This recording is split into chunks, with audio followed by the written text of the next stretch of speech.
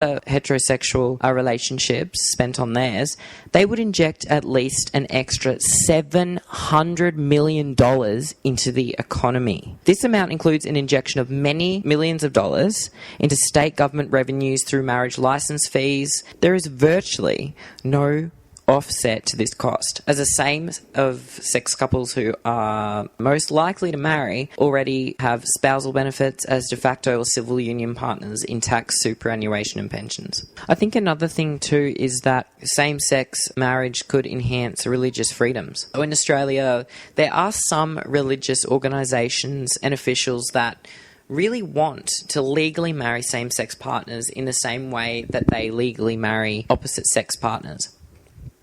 So there is a denomination group called the Quakers, and at its national conference in 2010, they agreed, all of them, to practice full marriage equality within the Quaker meetings around Australia, including celebrating the spiritual aspects of same-sex weddings, and expressed their hope that the Marriage Act will be amended as soon as possible to allow Quakers to support such couples to a full legal recognition.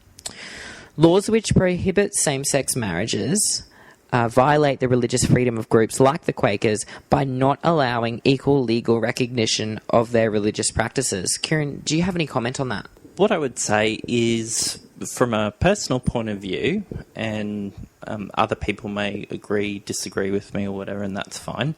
If there was a marriage celebrant of a religious or non-religious denomination who did not feel they wanted to marry someone in a homosexual relationship, I guess very similarly, if there's, heterosexual marriages of certain faiths, go for interviews with a priest or a vicar or whoever before they're married, and correct me if I'm wrong, but I believe that those people can refuse to marry people if there is some element of doubt about their relationship, being warrantable for marriage. I wouldn't want to be married by someone who didn't want to marry me. I don't feel it would be the best move to enforce people to marry under a Marriage Equality Act if it was against their morals or religious beliefs or whatnot. I would feel uncomfortable being married by someone who was doing it out of legal obligation.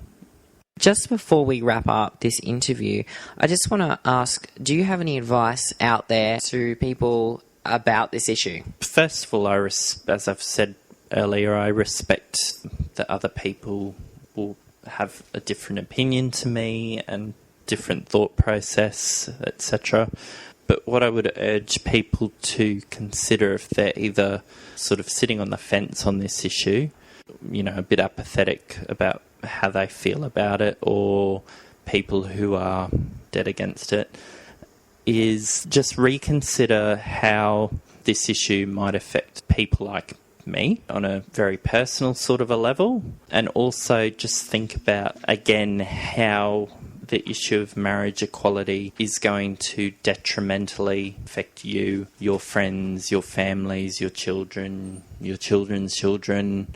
Why do you think it is such a bad thing? And if your reasoning being against it is for some of the reasons that I've mentioned in this interview today, then I would probably say that those are not fair, just, plausible arguments. They're sort of overdone arguments that we've heard over and over, and I would urge you to think a little bit further afield about some real arguments for why you think this is a bad idea.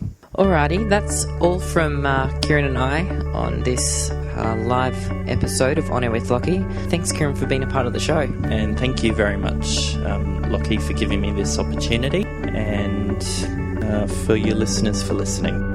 If you guys at any point have missed part of this interview, you can head to the Spreaker Web Radio page that is on the official On Air with Lachie Facebook page that I will be posting on, and you can listen to it all the way through, and you can also download it. Until March, guys, I'll see you later.